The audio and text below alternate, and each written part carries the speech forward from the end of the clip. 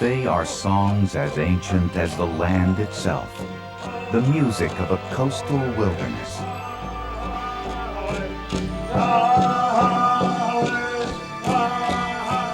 There is no other place like it in the world. This is a new land where rivers of ice still touch the sea.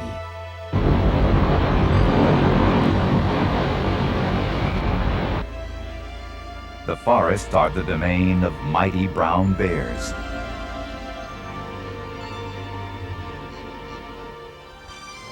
Listen, and you'll hear great whales sounding, then silence.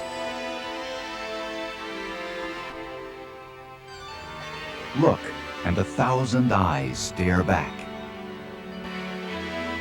Cruise to Alaska, and you'll discover the last frontier.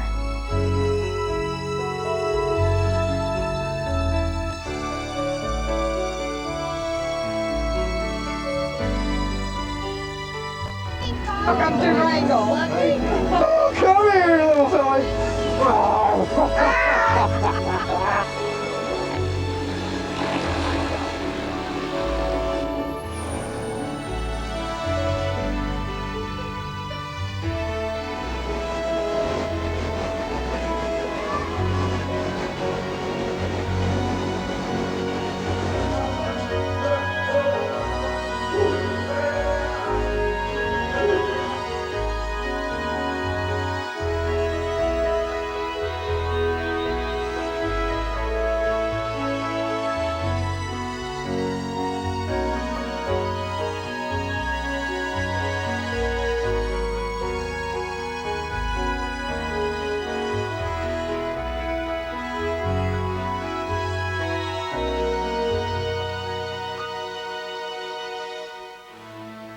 The Inside Passage of Alaska is a thin ribbon of mountains and thousands of islands bordering British Columbia, Canada.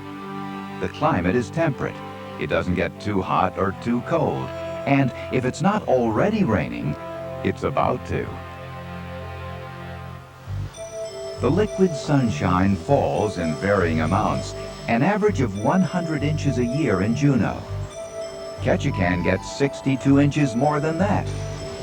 Besides being great for rain festivals and street cleaning, the precipitation feeds southeast Alaska's lush rainforest. Most of the Panhandle is within the Tongass National Forest. With nearly 17 million acres, it's the largest national forest in the United States.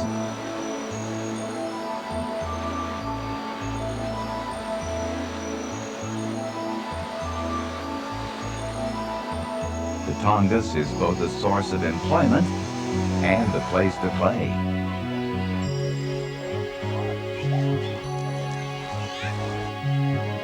Throughout the Tongass, there are also more than 5 million acres designated as protected wilderness. Roughly 65,000 people live in southeast Alaska, but up to 5 times that many will visit the region every summer. Most board luxury cruise liners in Vancouver, British Columbia, ride Alaska ferry boats from Bellingham, Washington, or cruise the Inside Passage on their own.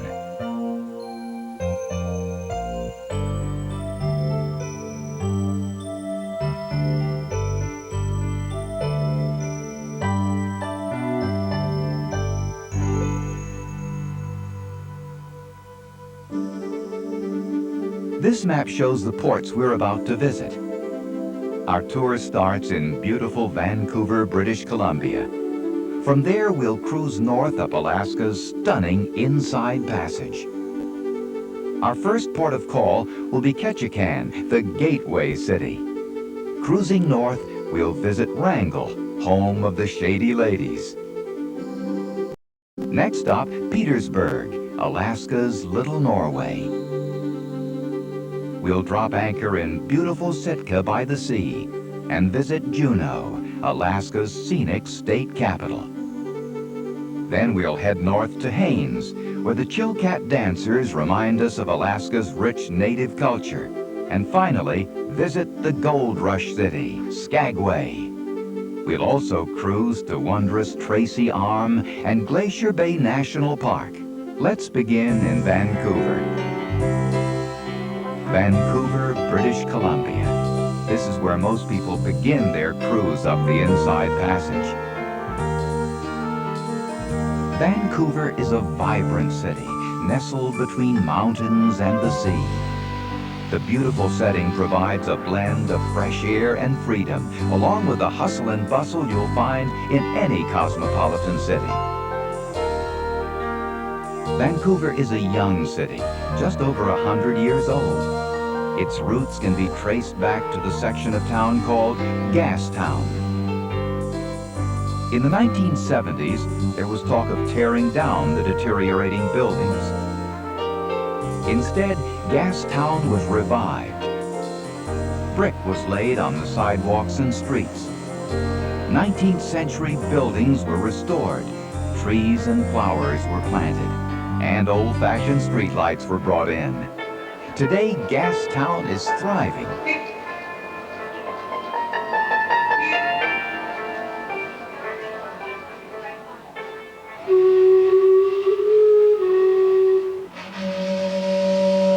This authentic steam clock is just one of many unusual and interesting attractions to discover in Gastown. Vancouver is home for 1.5 million people. Life here is relaxed. The people who live and work here have learned to combine city life with the great outdoors.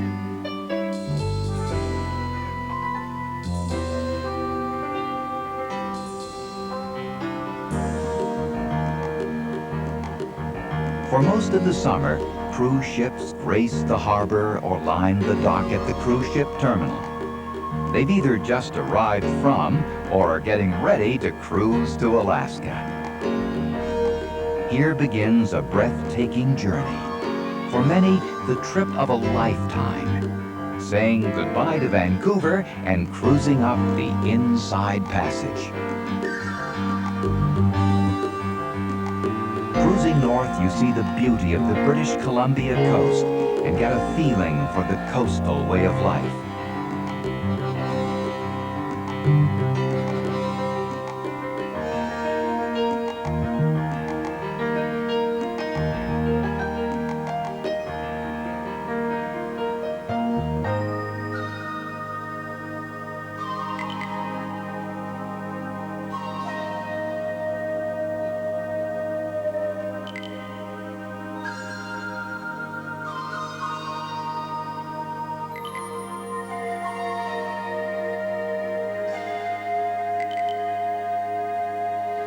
At some point as you cruise the Inside Passage, you'll likely pick up an escort of Gall's porpoise.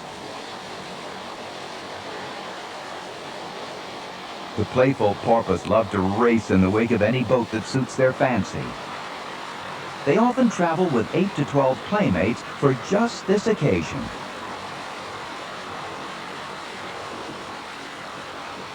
The Dall's porpoise have the same black and white markings and sleek appearance as their larger cousins, orca whales. Orca whales, also called killer whales, are actually the largest members of the porpoise family. Anywhere on a cruise up the Inside to Alaska.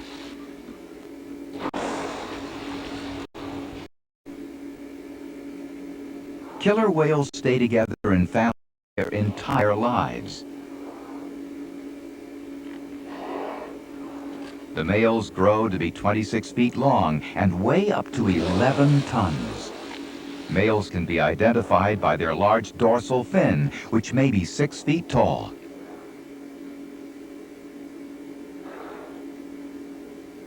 The male orcas are often the hunters and protectors of the pod. Female killer whales are in charge of keeping the pod together.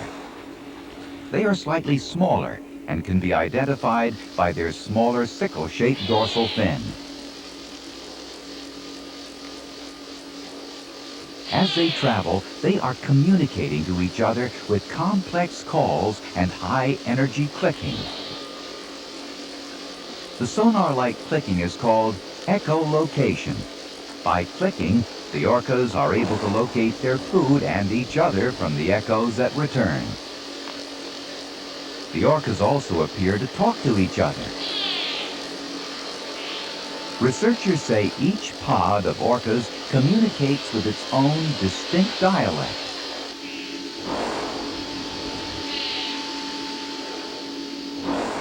The killer whales play into the legend of the native people of this coast. They were the supernatural chiefs and hunters of the ocean world. This killer whale totem is one of several totems at Alert Bay, British Columbia. Although they are weathered, these totems speak loudly about Northwest native mythology and culture.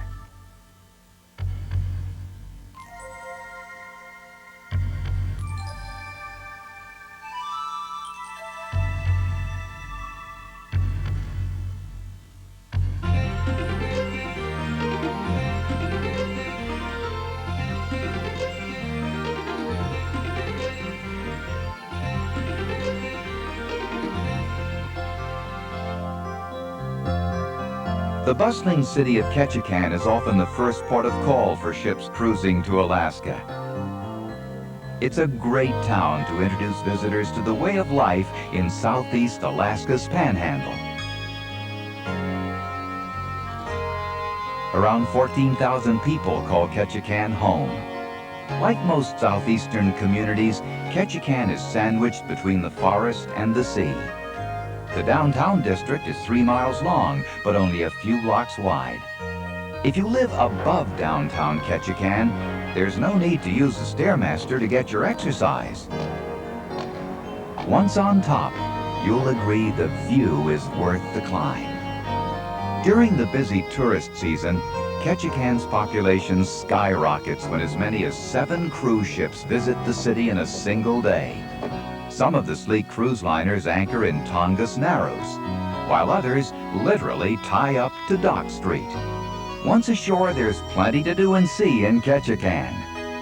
For starters, you can walk to Creek Street, watch a totem being carved, visit a fish hatchery, take a float plane ride to misty fjords, or paddle an Indian-style canoe.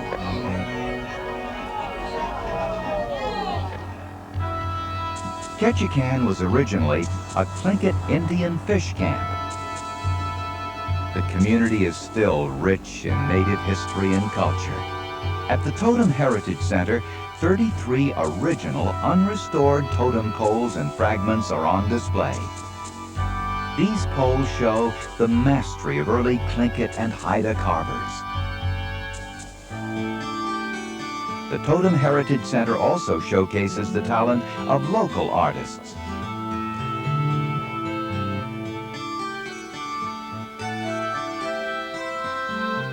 With an ancient totem behind him, Ernest Smeltzer puts the finishing touches on a new ceremonial mask. Another place to see totems is Totem Bite Park, 10 miles north of town. On display are 15 poles and a tribal clan house constructed by the Civilian Conservation Corps. Totem Bite Park was set up like an actual Tlingit Indian camp. These totems were modeled from totem poles which were found deteriorating at abandoned villages in southeast Alaska.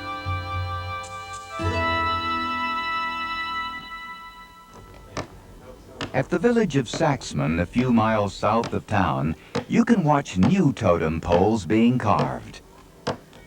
Master carver Nathan Jackson transforms this 300-year-old red cedar log into a work of art. When finished, it will be the likeness of a bald eagle.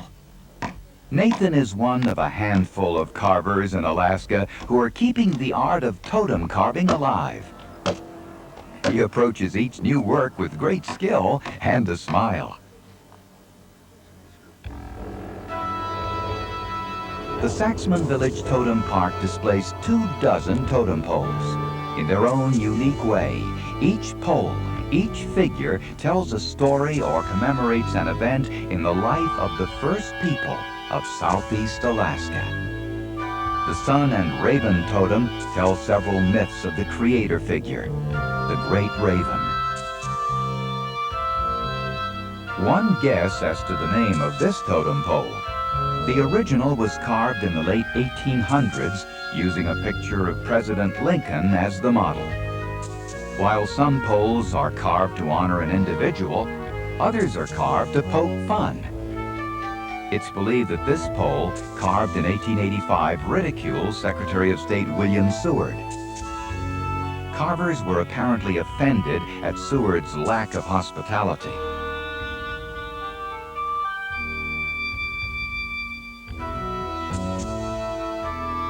The Beaver Clan Tribal House at Saxman is the only traditional clan house built in Alaska in the last 50 years.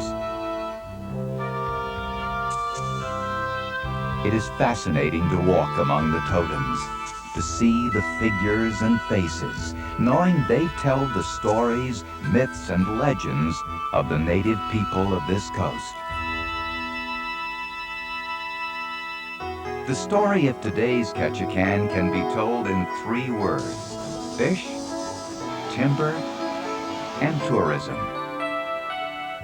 In Ketchikan's colorful past, it was known as the salmon capital of the world. While Ketchikan can no longer make that claim, the harbors are still bursting at the seams with boats of all shapes and sizes. Fishermen are always racing to and from the fishing grounds. Commercial fishing in Alaska is a $1.5 billion business. The salmon harvest makes up roughly 1/3 of the total. From the air, you can see the salmon fleet in action in the chilly waters just south of Ketchikan. The silvery prize is brought back to Ketchikan, where it's canned, smoked, or shipped fresh all over the world. Ketchikan also exports timber products. The Ketchikan Pulp Company is the area's single largest employer. The pulp mill at Ward Cove and operations on nearby islands employ close to 1,000 people. Most of the timber products processed here are exported to Japan. The forests around Ketchikan provide both employment and recreation. There's 6 of you? Okay, if you 6... One of the popular local tours offers visitors the chance to paddle Indian-style canoes on a remote wilderness lake. For cruise passengers, it's also a chance to burn a few calories.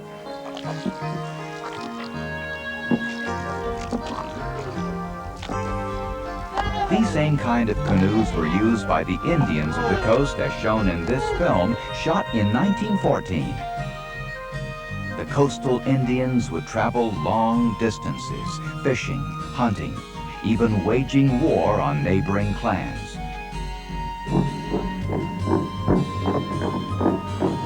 Today, it's the spirit of friendly competition that drives these canoes back to the dock.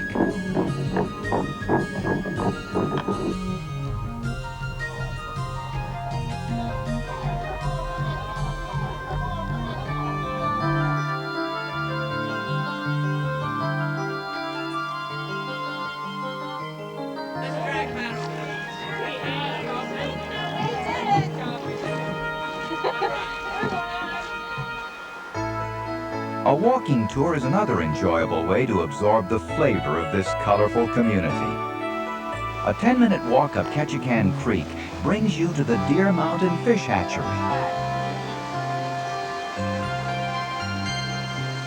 This hatchery raises and releases 300,000 king and silver salmon each year.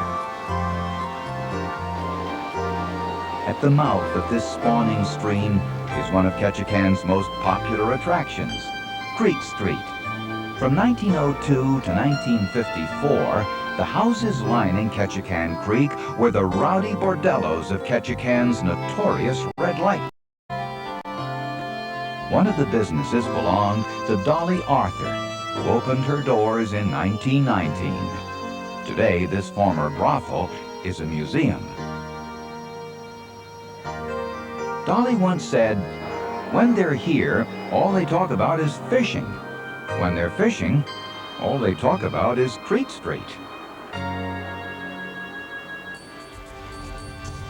The icing on the cake for many visitors to Ketchikan is a flight-seeing trip to Misty Fjords National Monument. The float planes lift off right from Tongass Narrows.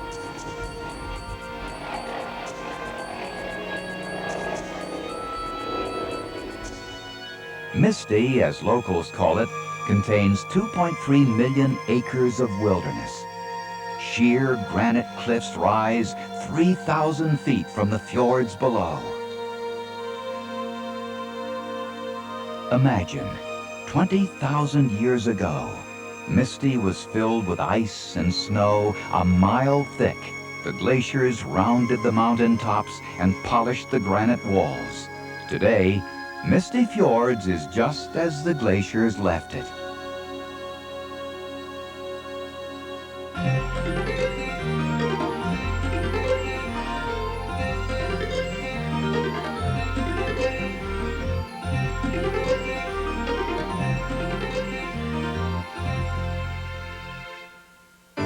This is the Southeast Alaska rainforest. Nature's interior decorators spent great care draping the branches and painting the forest with so many shades of green.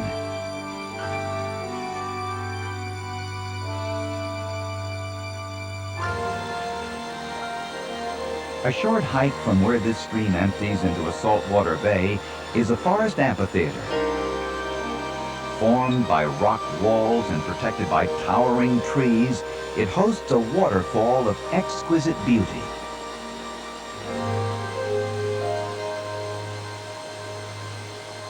The only obstacles between here and the sea are fallen trees and boulders.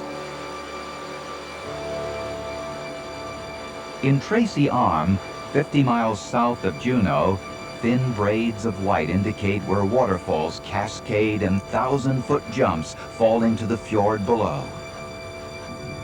John Muir once explored this passage. He described this wilderness as being like a wild, unfinished Yosemite.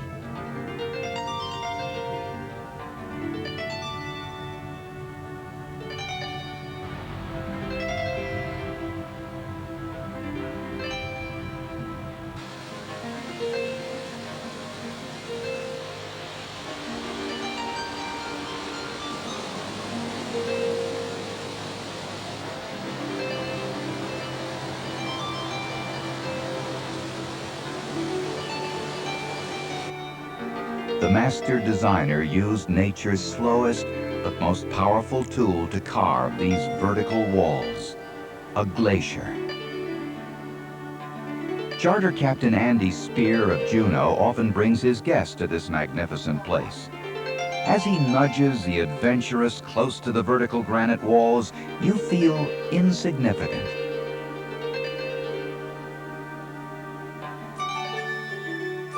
There is no beach. Barely room on rock ledges for the colorful seabirds. Even at shore's edge, the milky water can be over 1,000 feet deep.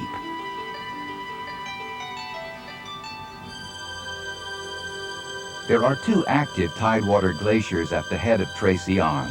The passageway displays aquamarine icebergs, which have recently fallen from the glaciers. A field of icebergs announces you're nearing the glaciers. Several hundred seals bask in the sun atop these icy floats.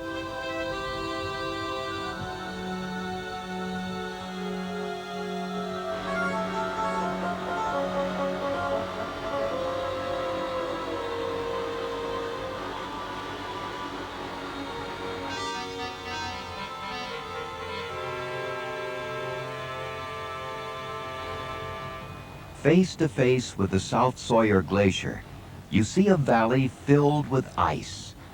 A cold wind pushes the icebergs away from the face of this glacier, allowing tour boats to weave between them for a closer look.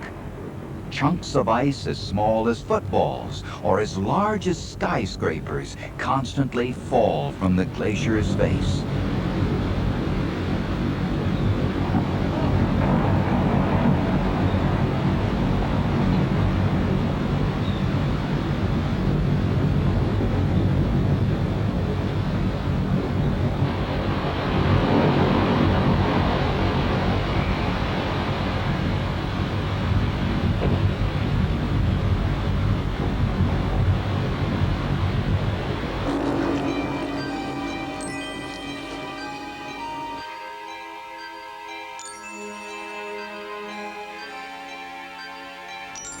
Some of the larger icebergs which calve from the glacier's face will float 30 miles to the mouth of Tracy Arm.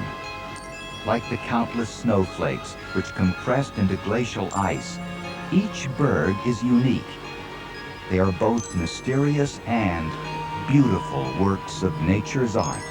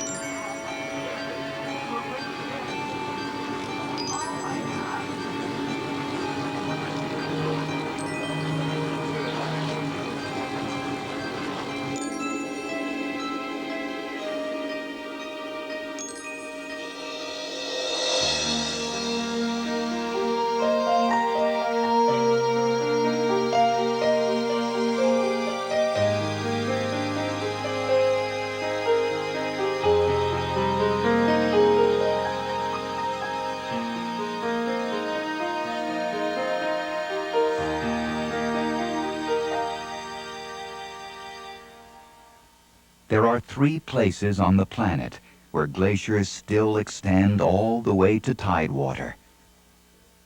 Alaska is the only place in North America. This is the LeConte Glacier near Petersburg. Glacier Bay National Park, 60 miles northwest of Juneau, is one of the true wonders of the world. It is a place which, like Tracy Arm, is still emerging from the last ice age. In 1794, when Captain George Vancouver charted southeast Alaska, all of this area was under a sheet of ice at least 4,000 feet deep. That one massive glacier has withdrawn 65 miles, uncovering inlets and land, which only now is waking up after a long sleep. The stellar sea lions who haul out on the Marble Islands are relative newcomers to Glacier Bay. They've been coming here for only a decade. This is basically a social gathering place for the sea lions.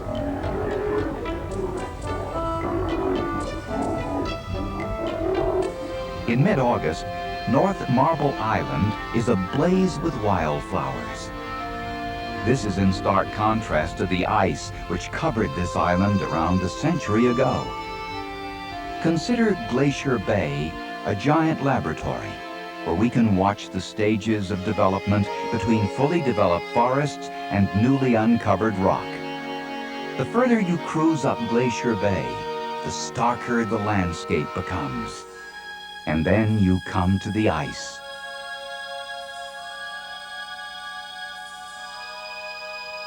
Depending on the climatic conditions, Glacier Bay is home to 16 or 17 tidewater glaciers. Many of them are still advancing. The presence of so many tidewater glaciers was one reason Glacier Bay was proclaimed a national monument in 1925. In 1980, Congress created Glacier Bay National Park and Preserve. Johns Hopkins Glacier is still advancing. A jagged wall of ice meets salt water in an impressive display of this glacier's stark beauty. The glacial ice at the face of Johns Hopkins fell as snow around the time of the American Revolution.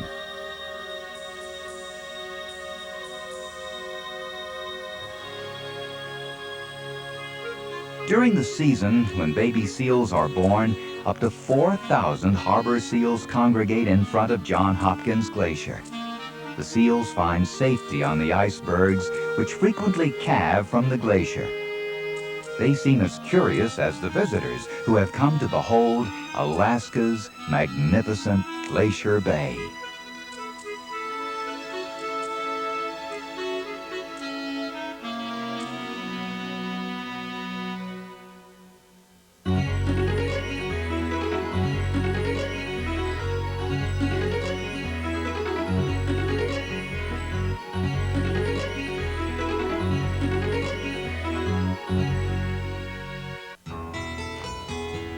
If you're from a small town, you'll feel right at home in Wrangell, population 2,700. In Wrangell, the main street is just about as wide as it is long. The businesses have lots of elbow room. This is a town with a rich history and a colorful present. It has existed for almost 2 centuries under Russian, British, and American rule. Before any of those influences arrived, Wrangell was home to a native society which left its mysterious mark on the landscape. Wrangell is an island community 85 miles northwest of Ketchikan. It is one of the scheduled stops on the Alaska ferry system. Arriving by ferry, you quickly get the lay of the land, and come rain or shine, you'll meet some of Alaska's youngest entrepreneurs. The children of Wrangell set up their card tables right on the dock. The souvenirs in baking cups are garnets. A local businessman deeded a garnet quarry on the nearby Stikine River to all the children of Wrangell, present and future. Only the kids can sell the beautiful stones, and sell they do. During the summer, Wrangell is also visited by a number of cruise ships. And when the sleek liners appear, so does Wrangell's shadier element, the Shady Ladies. They go by names like Miss Kitty, Wrangell Ruby, Goldie, and Madam Fifi. Like their counterparts during Wrangell's early days, they too have a product to sell. It's called Goodwill, and the Shady Ladies deliver it in style and good humor. You women hang on to your men because that's all they want is men, men, men.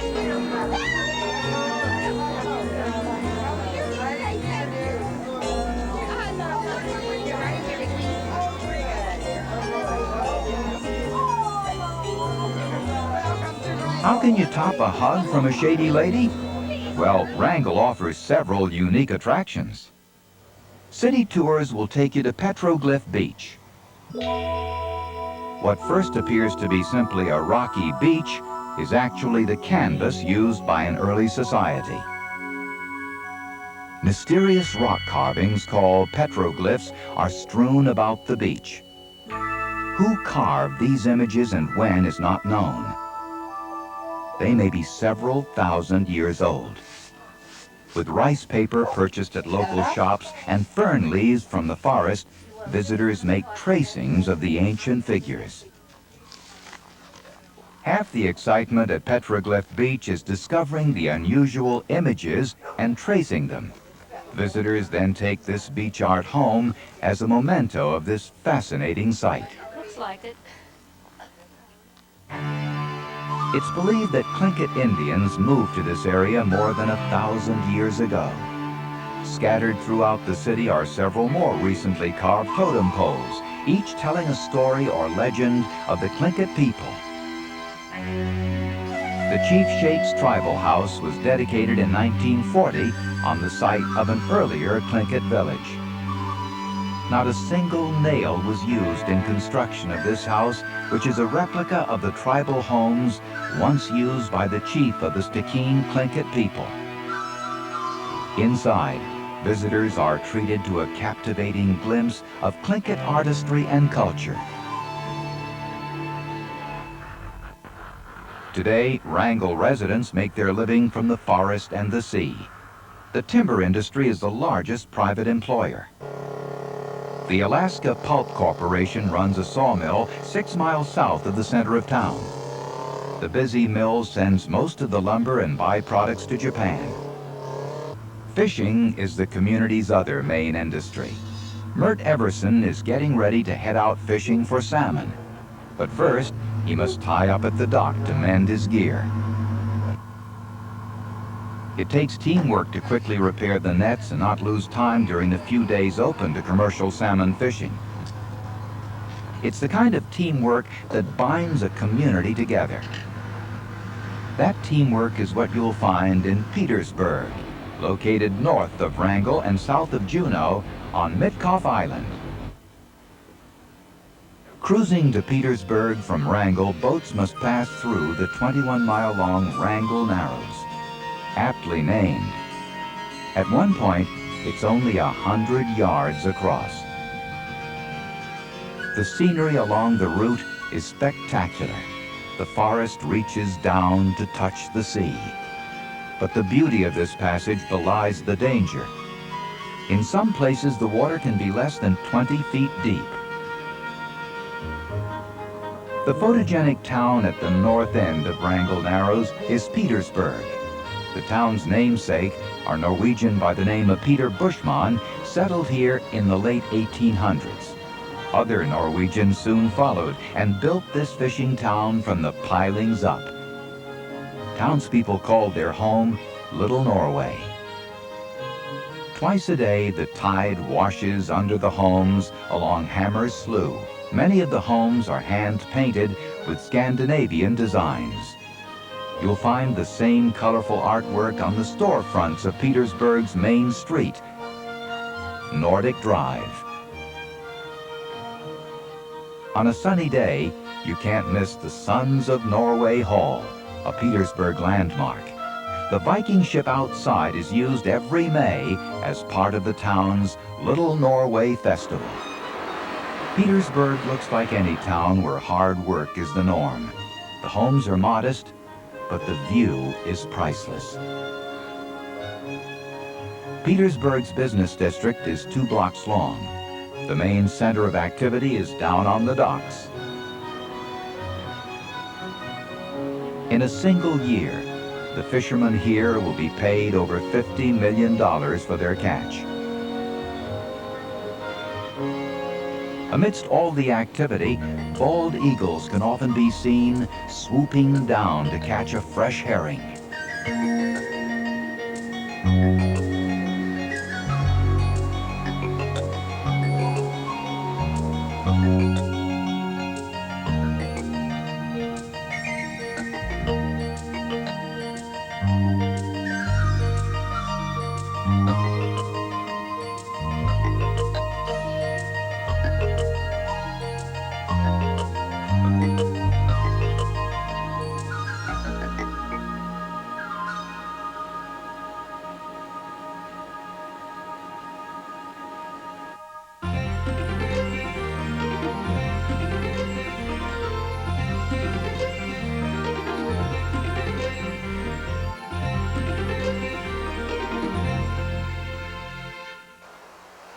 Southeast Alaska has a healthy population of both brown and black bears.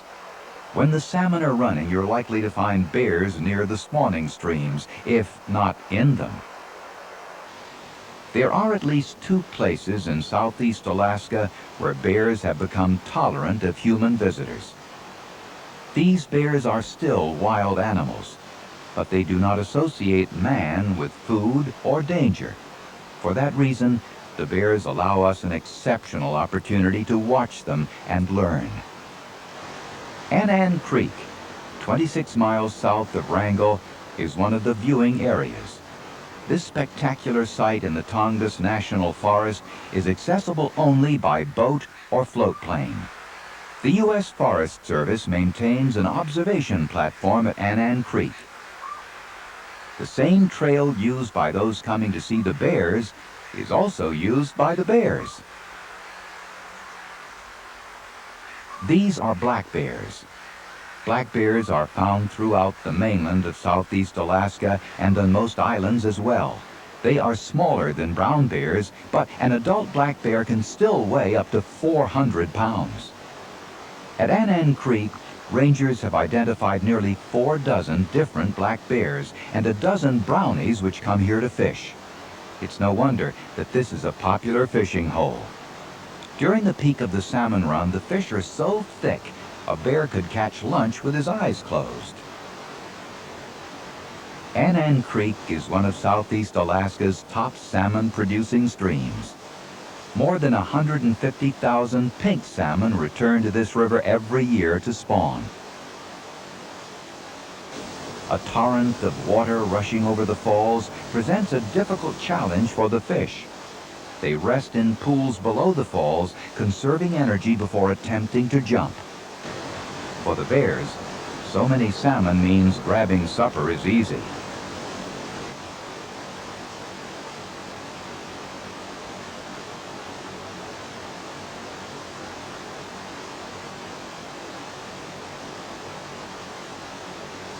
The bears are not completely comfortable being around so many other bears. This smaller bear has decided to grab a meal and move on.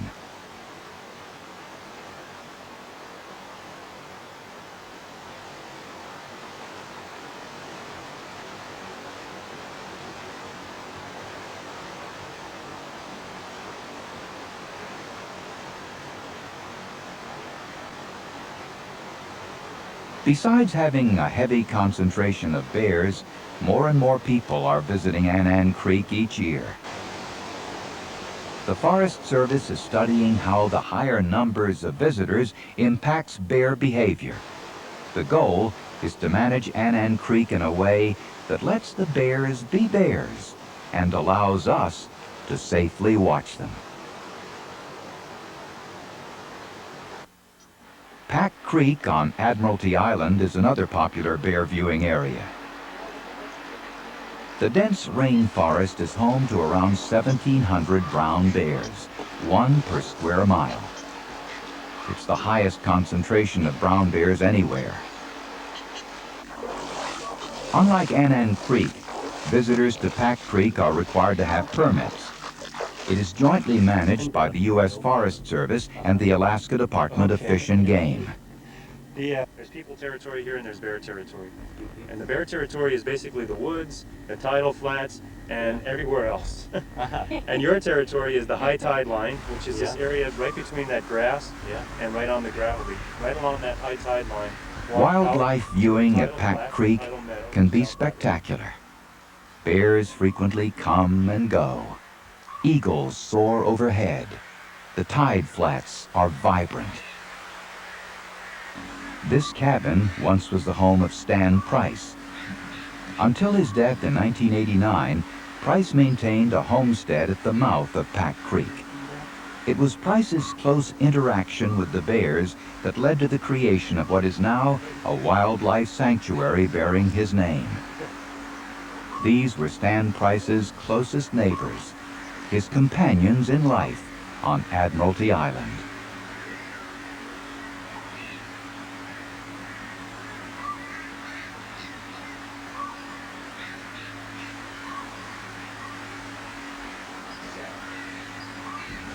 A gravel bar near the creek serves as one of the viewing areas.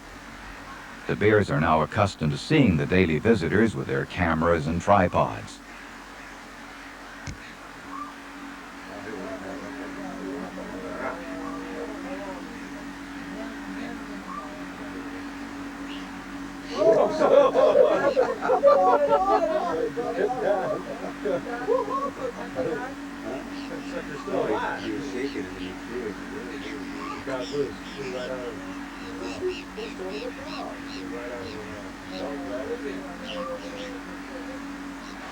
A trail through the woods leads to a second viewing area.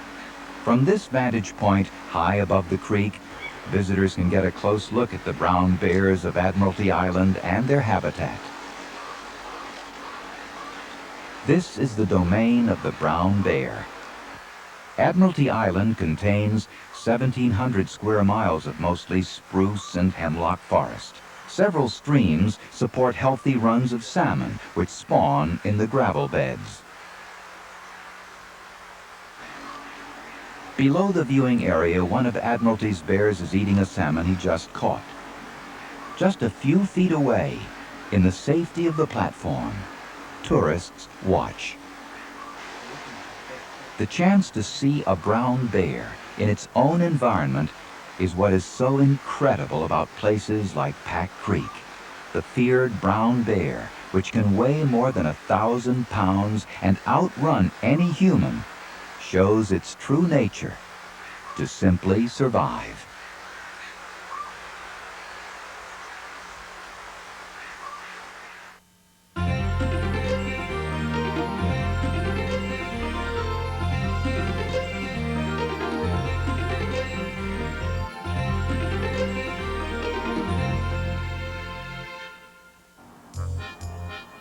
When San Francisco was still a frontier town, Sitka was known as the Paris of the Pacific.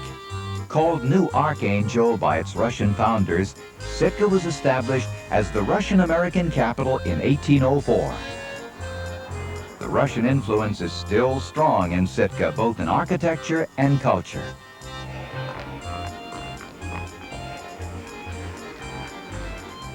Visitors to Sitka are first struck by its incredible natural beauty. Located on Baranof Island, Sitka faces the stunning Sitka Sound, which opens to the Pacific Ocean. Mount Edgecombe, an extinct volcano, dominates the horizon to the west. The economy of this seaside community of 8,000 is supported by the environment. The Alaska Pulp Corporation runs a pulp mill on Silver Bay. 2 fish processing plants support the local commercial fishermen. And Sitka is a favorite stop for several cruise ships which anchor in Sitka Harbor. Once coming ashore, get ready for a taste of Mother Russia. Welcome to Sitka on a lovely day. It is. It's going to be great. It's beautiful It is. today. Alaska's most famous dance troupe, the New Archangel Russian Dancers, always draws a crowd. They perform most days during the summer at Centennial Hall.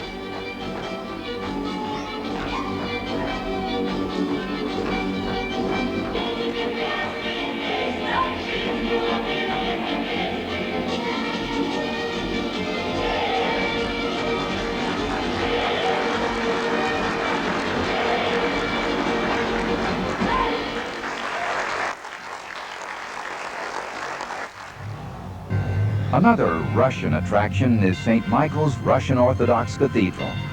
You can't miss this landmark, which straddles Lincoln Street in downtown Sitka. St. Michael's is a replica of the original church which burned in 1966. A short walk away is Castle Hill. It was here back in 1867 that Alaska was officially transferred from Russian to American control. These cannons were once more than footrests. They were used to protect the Russian fortress. The story of the 1804 Battle of Sitka is told at the Sitka National Historic Park. The sound of cannon fire once echoed through these woods. Signposts along the trail tell how in 1802 Tlingit Indians attacked and burned the first Russian settlement, killing most of the occupants. The Russians returned 2 years later and shelled the Tlingit stronghold within this forest, eventually driving the Indians off the island.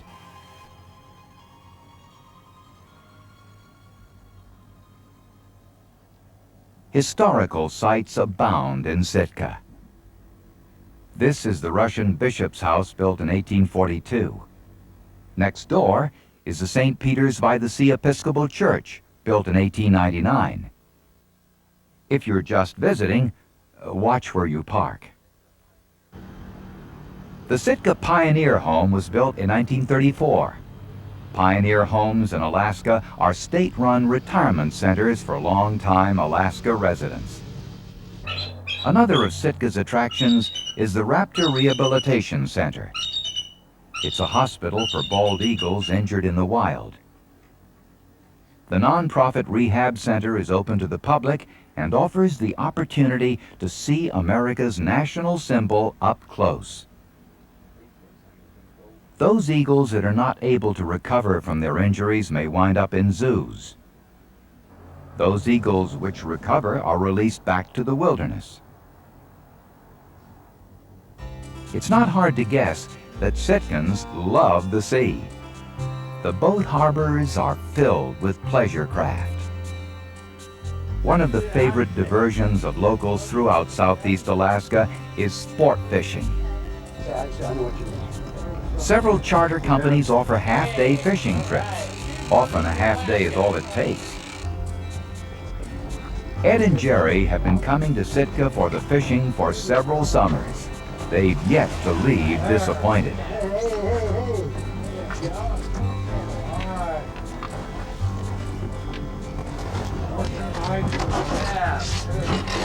Yeah. This king salmon will be enjoyed for more than one meal. Hurry up, get this sucker. He's heavy. It's not hard to take something home from Sitka. If not a salmon, a sweatshirt, or other souvenir, then it surely will be pleasant memories of this scenic community by the sea.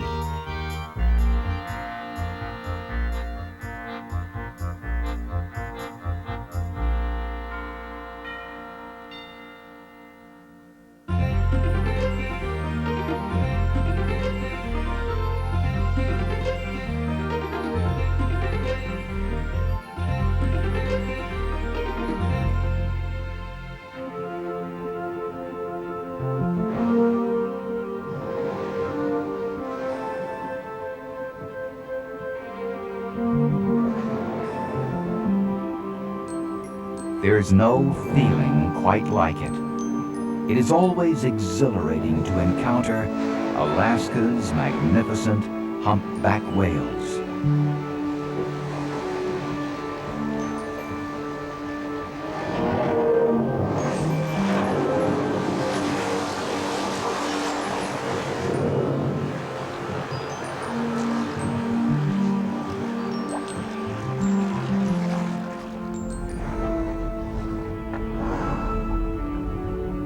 There are an estimated 10,000 humpback whales left in the world. The inland passageways of southeast Alaska are the summer feeding grounds for several hundred of the endangered humpbacks.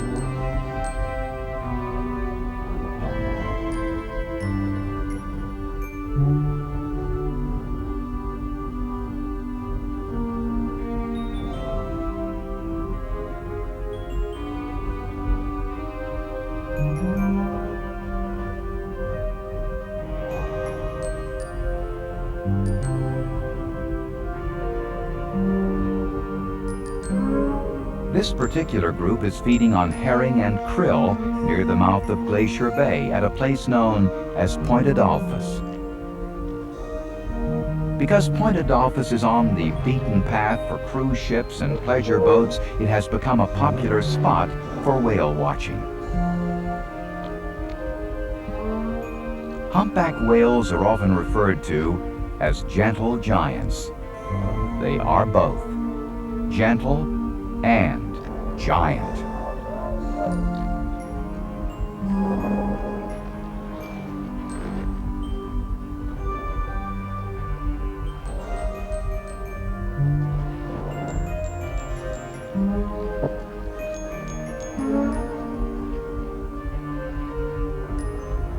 Seeing the whales side by side with the boats, you get an idea of their enormity.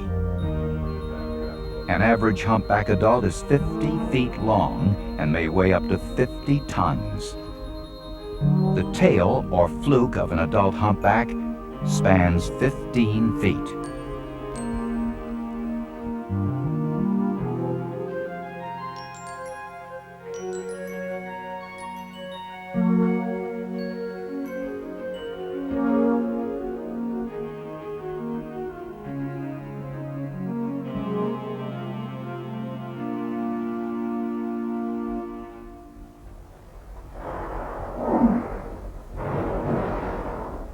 The sound is arresting as these wonderful whales surface, exhaling. The mist rises 15 feet into the calm morning air.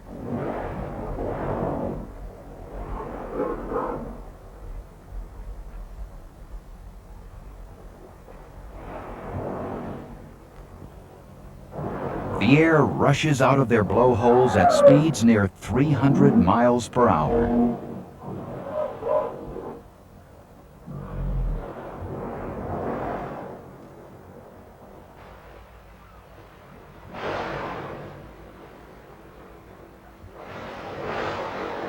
This is the beauty and grace of one of Earth's greatest living creatures.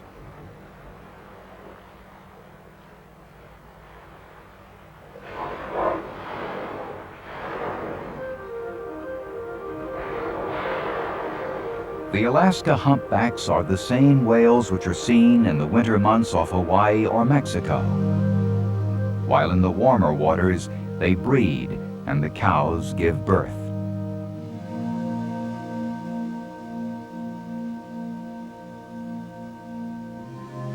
Unlike Hawaii, where the waters are clear and underwater photography is practical, the life-rich waters off Alaska are often murky. But by listening through a hydrophone to sound recordings made underwater in Alaska, we get a glimpse of their behavior and communication.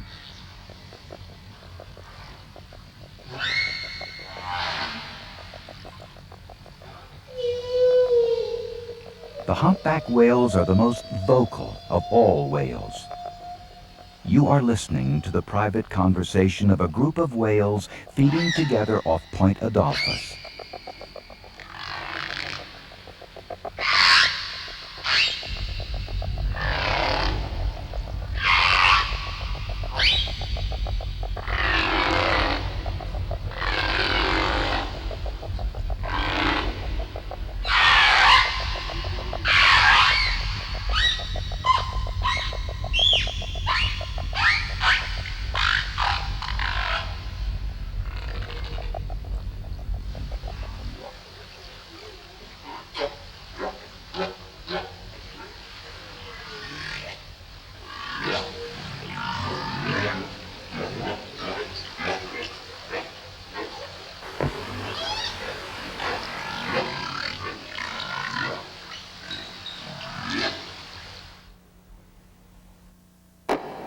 The whales use the resonance of the water to communicate in other ways as well.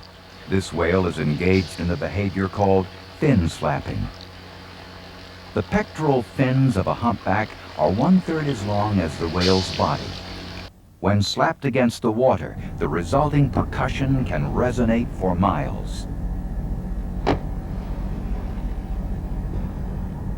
Why do they do this? Research suggests it is oftentimes playful behavior. Other times, a whale may be signaling its irritation directed toward other whales or perhaps encroachment by man.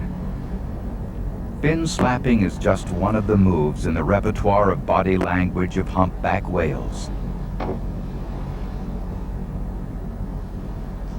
This is called tail slapping. As with fin slapping, the humpbacks appear to use tail slapping to communicate their presence and their state of mind. Occasionally, the humpback whale lifts its head out of the water to spy the world as we see it. Or the whale might lift his whole body in a full breach.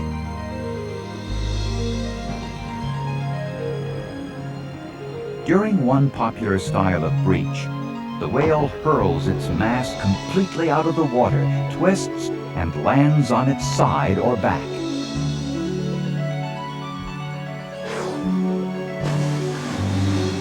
They are the acrobats of the deep, vaulting into the air seemingly with the greatest of ease.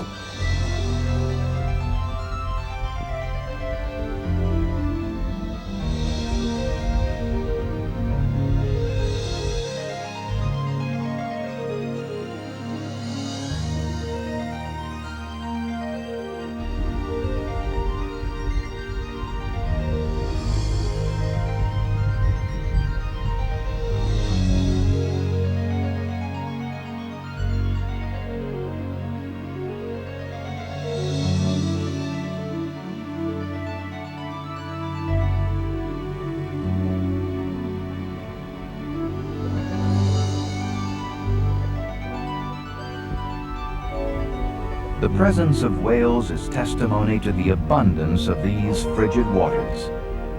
While in Alaska, they will feed nearly around the clock, consuming as much as a ton of food each day. During the winter months, the whales do not eat.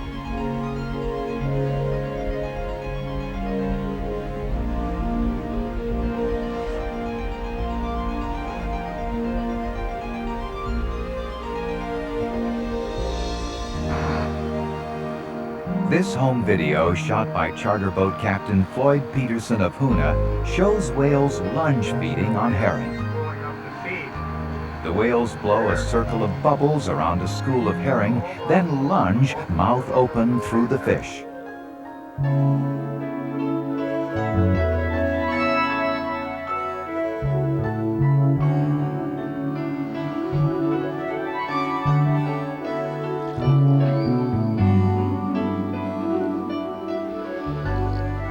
For all that is known about these wonderful whales, even more is still a mystery. What is clear is that we must take care of their world in order to keep humpback whales in ours.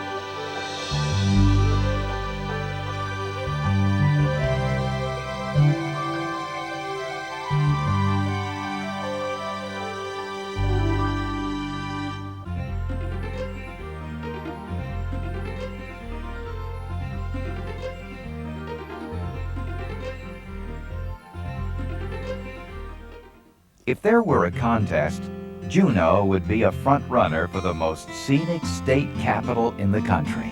Mount Juneau towers behind downtown Juneau. The Mendenhall Glacier is the backdrop for Juneau's largest residential area. Juneau is the largest town in southeast Alaska, both in population and in size. At last count, close to 30,000 people call Juneau home. The city limits encompass over 3,000 square miles, most of which is mountains, glaciers, and the Juneau ice field. Being the capital, Juneau is largely a government town. Concrete and glass office buildings are often mixed with homes and buildings dating back to the gold rush days. The St. Nicholas Russian Church was built in 1894. The Wickersham House dates back to 1899. In fact, most of the homes on the hills behind the downtown business district once belonged to the miners and civic leaders who founded Juneau.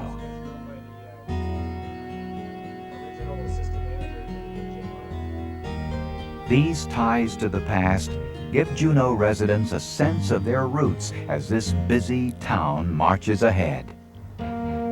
One of those old homes still occupied today is the white-pillared governor's mansion. The mansion was built for the territorial governor in 1912. Located on Calhoun Avenue, the mansion is just a 5-minute walk from the Capitol building and other state offices.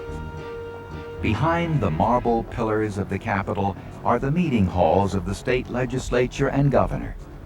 Lawmakers meet between January and May. Then about the time when the flowers bloom, they leave town to make room for Juneau's summer guests.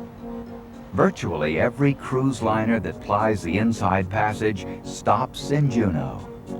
They anchor in Gastineau Channel, or cast their lines ashore and tie up to the city dock.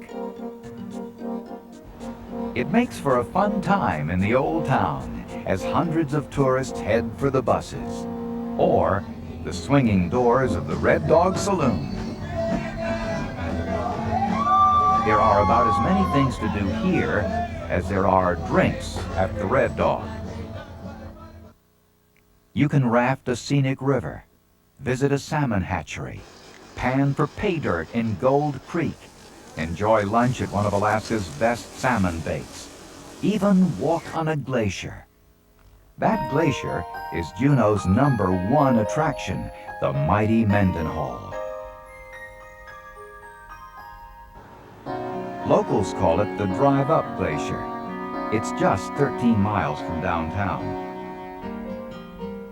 you'll never forget the feeling you get when you see the Mendenhall for the first time. On his first trip to Alaska in 1879, naturalist John Muir saw this glacier and called it one of the most beautiful of all coastal glaciers. The description is fitting today. This is where the Mendenhall is born, the Juneau ice field. The snowfall here often exceeds 100 feet per year. Under immense pressure of year after year of snowfall, glacier ice is created. It spills from this 1,500 square mile lake of snow and ice, feeding 38 separate glaciers.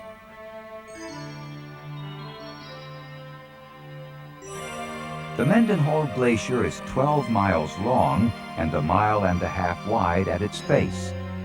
At one time, the glacier's face was 2.5 miles further down the valley. Since the late 1700s, it has been receding.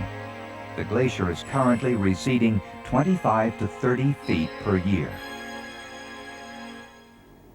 The Mendenhall is situated within the Tongass National Forest.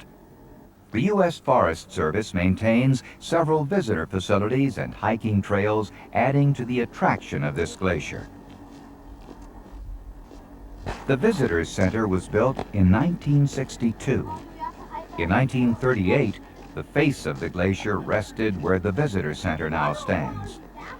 If you look closely, you'll see how rocks embedded in the glacier scratched and gouged the bedrock.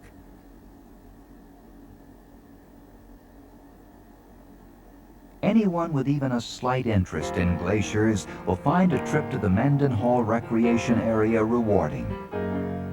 But these days, there is more than one way to see a glacier.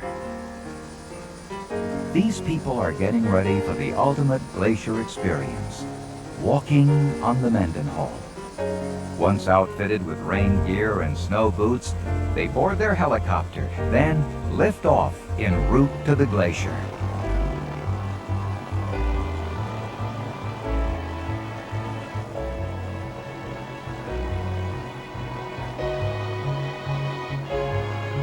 Leaving the heliport, you are really leaving the world as we know it, heading towards Alaska's icy past.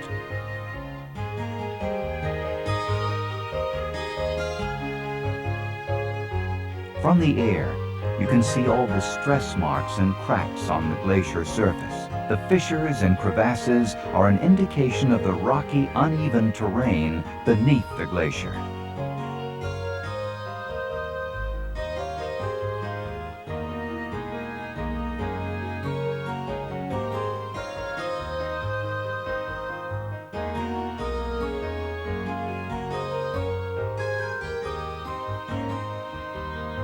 The helicopters land on a smooth section of glacier ice 4 miles from Mendenhall Lake.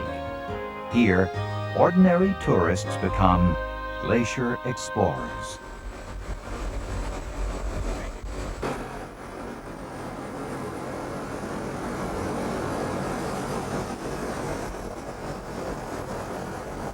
Before venturing away from base camp, guides give a brief lecture about the Mendenhall Glacier.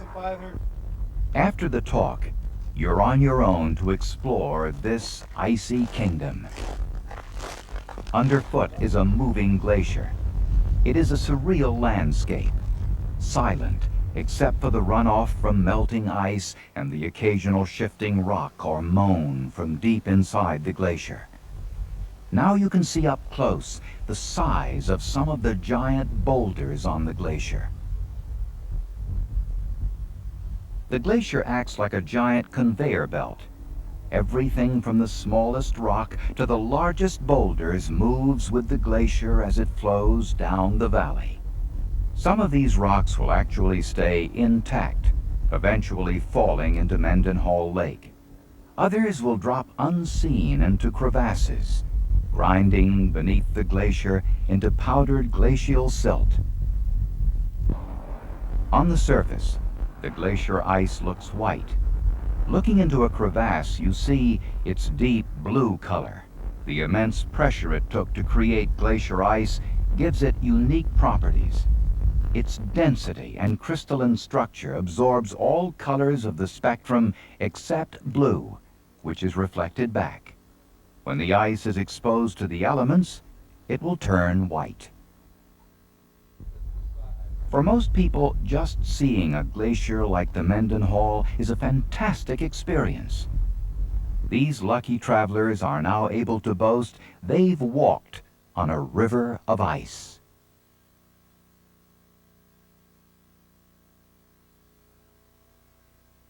Another exciting way to learn more about Juneau's Drive-Up Glacier is by rafting down the Mendenhall River. This is a fun trip for all ages, as long as getting a little wet is okay.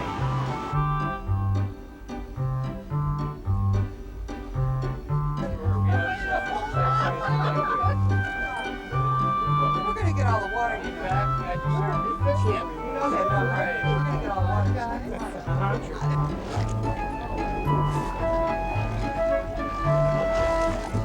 And they're keeping nice, safe, and dry. Is everybody comfy? Ready to get going?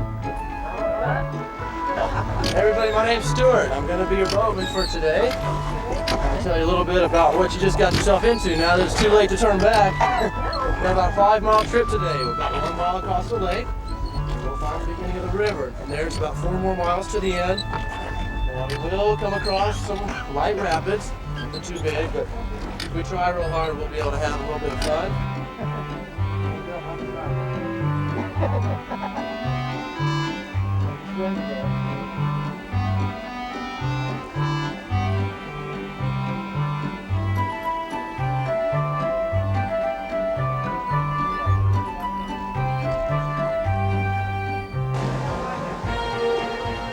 And if everybody's ready, we'll go ahead and get started here.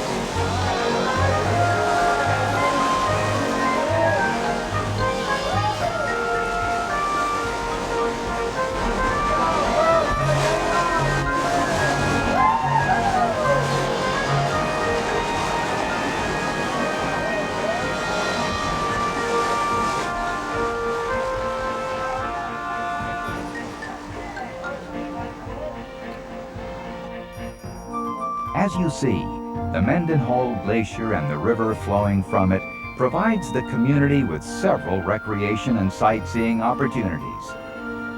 San Francisco may have the Golden Gate, and New York the Statue of Liberty. Juneau has the mighty Mendenhall. While people may be coming here to see the glacier, it was gold that built this town. Near where these tourists are panning for gold is the spot where an Indian chief led 2 prospectors to the mother lode. One of the miners was Joe Juneau. His discovery on Gold Creek back in 1880 led to over 6 decades of hard rock mining in the Juneau area. The great mills stamped out $158 million in gold before the last one closed for good in 1944. The main street through downtown Juneau is South Franklin. It has retained the gold rush flavor.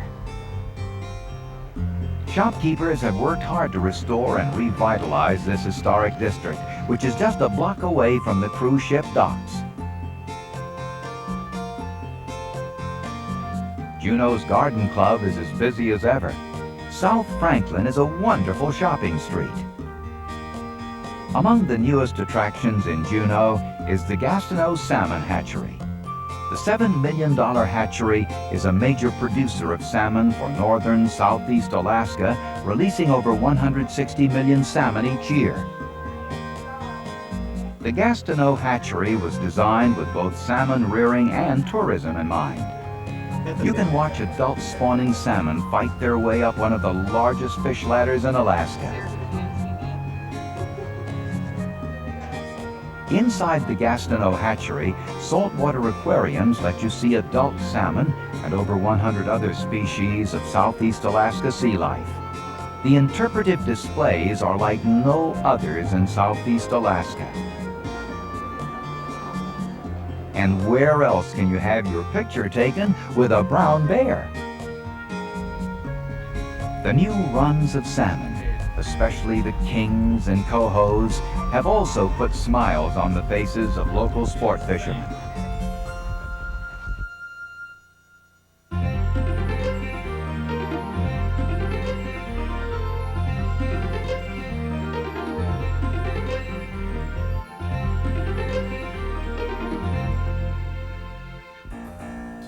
While most of the summer visitors to Southeast Alaska travel aboard the luxury cruise ships, Alaskans have their own year-round marine transportation aboard Alaska's state ferries. These blue canoes, as locals call them, have regular service to 14 towns in Southeast Alaska. You can also drive aboard at the ferry terminal in Bellingham, Washington, and 3 days later, drive off in Haines. Haines traces its beginnings as a city to a Presbyterian mission, and later as a transportation route to the interior. Today, Haines is still one of only 3 towns in Southeast Alaska accessible on the highway system. This scenic location was once home of Alaska's first Army base, Fort William Seward. The historic fort is now in private hands. The economy of this town of 2,500 is based on fishing and tourism. Every summer, a handful of cruise ships make calls here. One of the biggest drawing cards are the Chilkat Indian dancers. The Chilkats were a proud and powerful people. They controlled the passes to the interior and were the most warlike of the Tlingit Indians. Their dances tell the story and legends of the Tlingit people.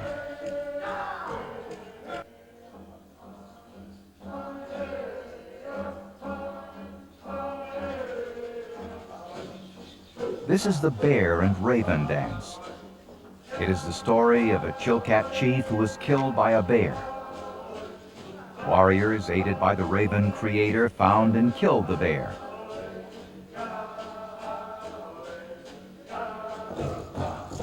Among the colorful costumes are the Chilkat blankets. It takes anywhere from 1 to 2 years to weave a Chilkat blanket, which were made out of mountain goat wool and cedar bark.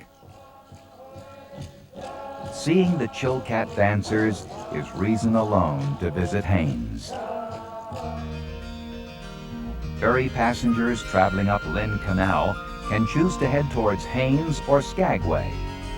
Lynn Canal is North America's longest and deepest fjord. This breathtaking waterway is 60 miles long and is surrounded on both sides by mountains up to 7,000 feet in height. While transportation has improved, the view up Lynn Canal is exactly the same as the gold rush miners saw when heading north during the gold stampede of 1898. What were they thinking as they looked at the jagged peaks, knowing somehow they would have to cross the mountains with 1,000 pounds of gear? Ahead would be toil and trouble guaranteed, but there also might be gold.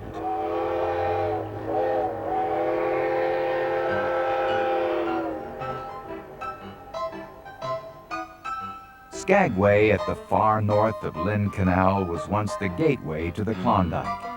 Many of the Gold Rush era buildings still stand within Skagway's historic district. 20 to 30,000 gold seekers set out from Skagway and neighboring Dyea in search of adventure and riches. Their story is recreated in the colorful musical Days of '98. I'm told there's a living to be made up in Alaska if you're willing to throw a lovely dog a bone. I'm sad. There's gold. The police have their trolleys, the policemen left their beats. The pastors left the churches, and the ladies left the streets. The juries left their courtrooms, and the barber left his chair. Fear I embarrass you. The villain in Skagway's past was Soapy Smith, a con man who was even the Grand Marshal in Skagway's 4th of July parade. This is his story. My opinion wouldn't matter either way. Don't know how the other folks find him, or what they choose to see. But one thing I know, sure as I'm standing here, nobody knows him like me. Nobody's getting killed. Skagway is still my town. You seen him at the parade? Jefferson Soapy Smith died the summer of 1898 in a shootout with town surveyor Frank Reed, who was also fatally injured. Both are buried in Skagway's historic cemetery. Reed's tombstone reads, "He gave his life for the honor of Skagway." Soapy is buried behind bars. The story of Skagway is actually the story of two cities, Skagway and Dyea. While Skagway survived the rush, Dyea, 9 miles away, disappeared. Dyea was the starting point of the infamous Chilkoot Trail. There were hardships galore as more than 10,000 stampeders trudged up the Golden Staircase at Chilkoot Pass during the winter of 1898 en route to the Klondike. Very little is left to even suggest there was a city here. A signpost displays a few historical photos taken during the heyday of this once-upon-a-time city. A poignant reminder of the hardships is in the forest graveyard at Dyea. 2 children, a brother and sister, are buried here. The inscription reads, "Alas, the fairest fade early, and those whom we cherish and love, too pure for aught that is earthly, are conveyed by angels above." Dyea's demise sealed Skagway's future. In 1900, when the White Pass and Yukon Railroad was completed, miners no longer needed the Chilkoot Trail. Today, the White Pass Railroad takes tourists on a narrow-gauge ride to Alaska's past.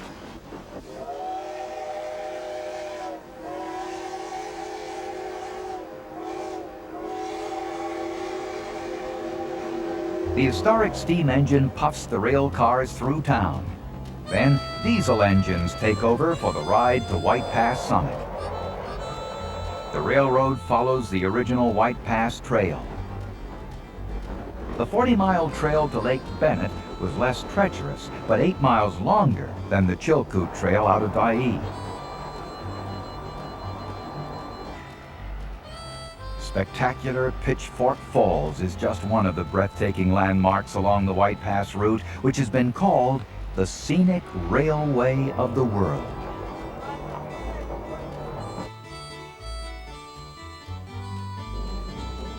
Near the summit at White Pass, you can see the original Trail of '98, forever scarred in the mountain and the history of this historic region.